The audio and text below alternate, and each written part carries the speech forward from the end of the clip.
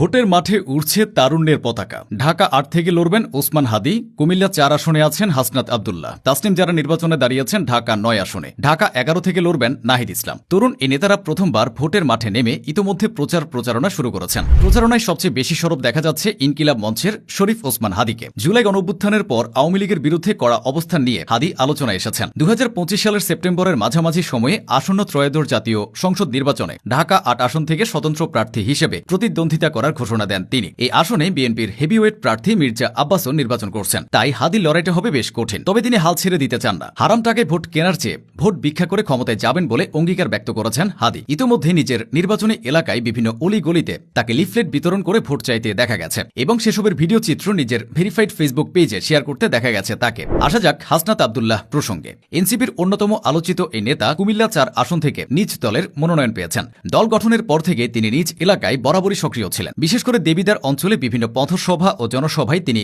বারংবার কথা বলেছেন। অতীতের অনিয়ম দুর্নীতির চিত্রগুলো তুলে ধরেছেন। এবার সেখান থেকেই তিনি নির্বাচন করতে যাচ্ছেন। শুরু হয়ে গেছে তার গণসংযোগ ও প্রচারণা। কুমিল্লা ৪ আসনে হাসনাতের প্রতিদ্বন্দ্বী বিএনপির প্রার্থী ইঞ্জিনিয়ার মঞ্জুরুল আহসান মুন্সি। ৪ বারের এই সাংসদও নিজ এলাকায় ভীষণ জনপ্রিয়। তাই হাসনাতের কাজটাও সহজ হবে না বলেই ধরে নেওয়া যায়। এনসিপির সবচেয়ে আলোচিত নাম নাহিদ ইসলাম। রাজধানীর ঢাকা ১১ আসনে অর্থাৎ বাড্ডা, ভাটারা, রামপুরা, হাতিরঝিল থানার একাংশ এবং ঢাকা উত্তর সিটি কর্পোরেশনের কিছু অংশে প্রথমবারের মতো তিনি নির্বাচনে প্রতিদ্বন্দ্বিতা করবেন। জুলাই গণঅভ্যুত্থানের মাধ্যমে সামনে আসা নাহিদকে এখনো ভোটের মাঠে সরব না দেখা গেলেও তিনি সবকিছু গুছিয়ে নিচ্ছেন। নিজের জন্য ভোট চাওয়ার থেকে বেশি